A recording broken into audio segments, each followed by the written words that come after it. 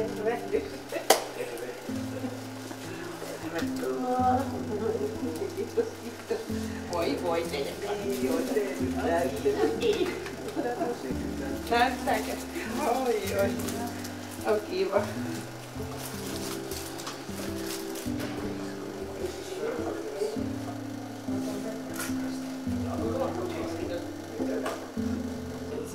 Mulla on vaan se, että miten niinku oma maa polttaa ja sit kun ne menee vieraaseen maahan, niin tullaan sekin polttaa. Elikkä tosi niinku rohkeeta lähteä. Mut on pakko lähteä, koska hengellä.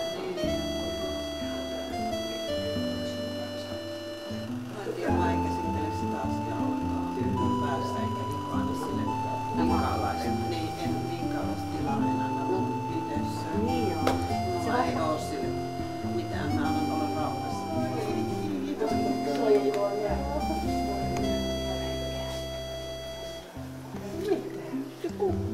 Ei! Käy istumaan. Sinulla on kuule se sanakukka. Niin, kuule se on. Tuu istumaan.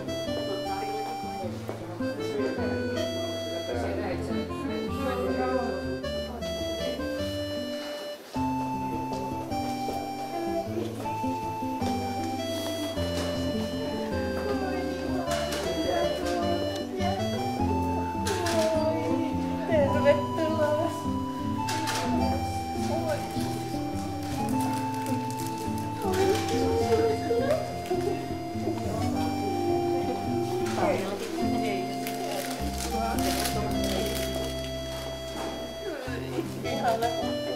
Tarjallakin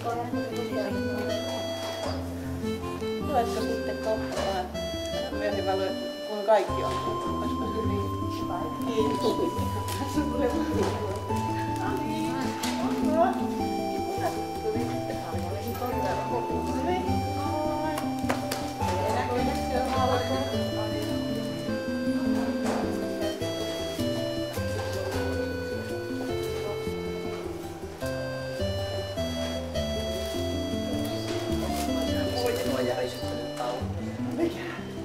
Se, mitä me silloin katsottiin, se sun sille sukulaisille. Mun sukulaiset tekemä taulu. Ja siellä oli tavallisen sanoi, että sä muutit sen taulua. Se alkoi räjähtys. Se luo, mistä tulee. Joo, no tossa. Ei kun on. On se. Sä otit sen, On. sä muutit ton. No muutin. Niin. Kun se oli aika pärähtävä. Joo. Joo, Ei sitä tuli se, kun se pikkasen muutti. Ei se paljon ollut. niin, mutta sulla oli se, Joo, oli enemmän. tuli se valu tuli eri tavalla. Joo, tuli ihan eri. Totta. Ehkä menikin vähän. Ei pilattu se. Hei, Tarjalla. Missä me Virtalalle ja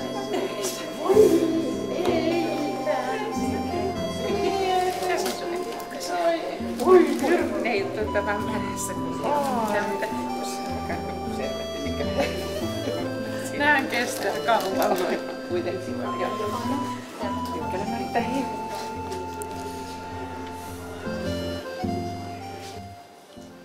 Rakkaat vieraamme, tervetuloa tähän tilaisuuteen. Minun elämäni on ollut hyvin värikylläistä vuodesta 2003. Olen pitänyt näyttelyjä useitakin 2000-luvun alkupuolella.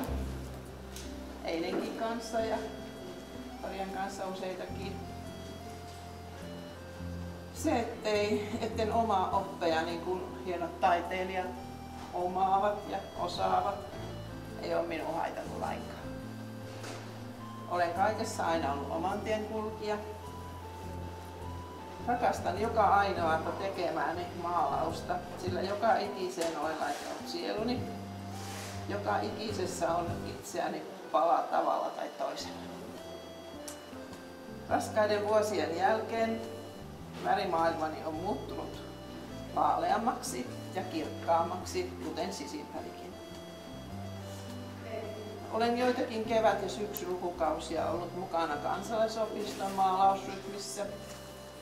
Viime vuodet olen ihan itsekseni maalaillut tunnepohjalla.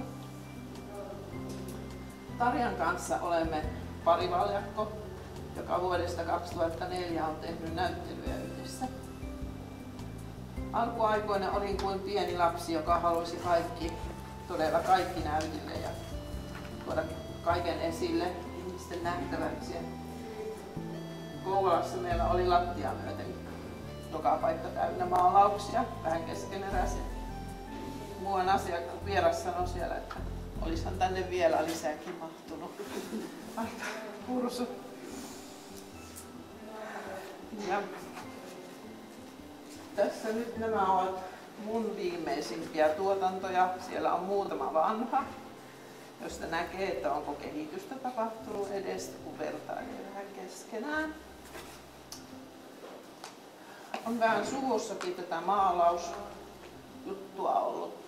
Poika maalasi ennen minua, yksi pojistani. Isäni puolelta on tämä taiteen puoli, maalauspuoli, ja äitipuolella on tuo musikaalisuus ollut. Isäni sisar ja hänen tyttärensä ovat ihan huippumaalareita siihen verraten mitä mä oon, mutta täältä tullaan elämä. Kiitos teille kaikille paikalla olijoille, kun olette noudattanut kutsua. Tarja kertoo sitten omasta taiteellisesta matkastaan. Ja sitten voitte nauttia tarjoiluista ja tutustua näihin tarkemmin ja keskustellaan. Tarja kertoo ihan lyhyesti vaan. Tervetuloa munkin puolesta kaikki, kun pääsitte tulemaan. Mun puolelta ei nyt sitten ole tullut ketään. No, elä sulle. Joo, mä oon Tarja Lehikoinen ja asun Kouvolassa. Olen parturi-kampaaja City-salonissa yrittäjänä vuokralla. Ja olen isoäiti, tosi iso. Ja niistä pienistä lapsista on tullut maalattua. Ja mä aloitin 2003 öljyväreillä ja sit on joutunut nyt sitten vaihtaa vesiväreihin ja piirroksiin, koska mä herkistyin. Silleen niinku silmät ja näin. Nyt piirroksia ja tämmösiä vaikeita akvarellihommia täytyy harjoitella edelleenkin. Ja mitä sitten vielä? Mä en oo mikään puhuja. Näyttelyitä. Tässä nyt tuli Raijan kanssa ollaan. Ja sitten mun Kotkan taideseurassa on edelleenkin niinku jäsen ja siellä on sitten niinku, kun menee sinne sivuille, niin sieltä löytyy sitten niitä mun öljyväritöitä muutamia. Voi katsella sitten sieltä niitä ensimmäisiä töitä. Ja nyt vaan sitten kun eläkkeelle pääsee, niin sitten aletaan tosi hommia. Näin tehdään. Tervetuloa ja olkaa hyvä.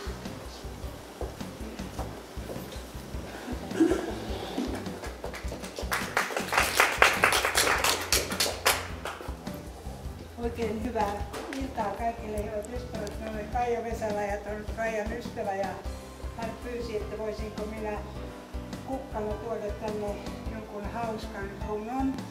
Ja mietin, että minkälainen se runo olisi, joka olisi hauska. Ja kun olen eläkkeellä ja jotkut muutkin ehkä teistä ovat eläkkeellä ja loput tulevat perässä pikkuhiljaa, niin olen valinnut Irja Askolan runon Minun iloinen kiitokseni kertoo eläkeläisnaisista. Minkälaisia me olemme sitten, kun me olemme päässeet eläkkeelle. Minun iloinen kiitokseni saa muotonsa noissa uusissa iloisissa eläkeläisnaisissa, jotka osaavat elää, nauraa ja nauttia, joihin vanhus nimike ei ehdi tarttua kaiken touhun ja toiminnan keskellä, joille mahdottomat asiat ovat tulleet mahdollisiksi.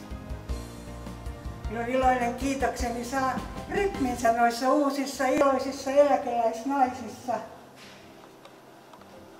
joilla vihdoinkin on omaa rahaa, omaa aikaa, omia ystäviä, jotka matkustavat sinne, mistä nuoruudessaan eivät osanneet edes unelmoida, jotka innostuneena aloittavat uuden kurssin, uuden kirjan, uuden ystävyyden, jotka tanssivat humppaa tunnista tuntiin, kun menneiden vuosikymmenten menetykset takaisin velkoihin.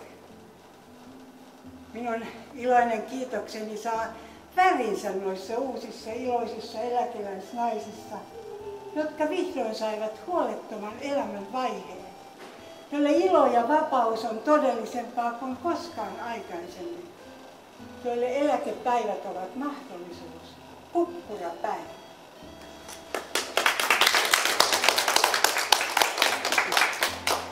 Joo, Mullakin on kortti. Teille molemmille ja tää on oikeastaan aika semmoista, mitä tää on Aino Suholan runo. Tärkeää elämässä on nöyryys ja intohimo, minkä teetkin teissä takapuoli savuten syöksy siihen suorin vartaloon 2 kierteellä, koska siten voit lunastaa itse kunnioituksesi. Ja jos kaadut, nouse ylös. Pane heftaa polviin ja etinet taas. Ja jos kaadut aina vain, ajattele, kukaan ei kaadu niin komeasti kuin minä. Suoraan mahalleen ja näköpaikalle. Sillä autuaita ovat ne, jotka osaavat nauraa itselleen. Sillä heiltä ei tule hupia puuttumaan. Olen onnellinen, kun minulla on jotain tekemistä, joku, jota rakastan ja jotain, mitä toivon.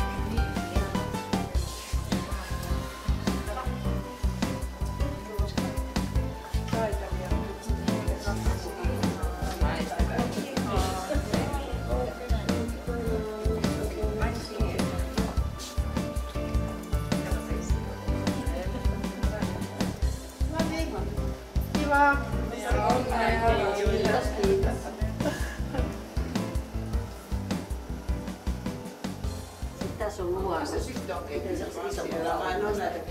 Puupalaisista leivistä. Tuossa on luonnosta vedetty paperille öljyväliin. Se oli viimeisen öljyväliin. Mun sisko on kuollut 98. Mä oon sitten vasta tuossa vaiheessa, kun mä oon luonnossa. Joo.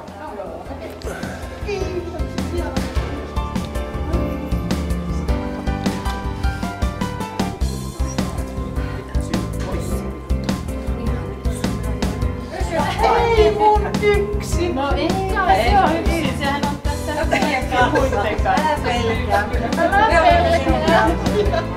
Minunkaan ei.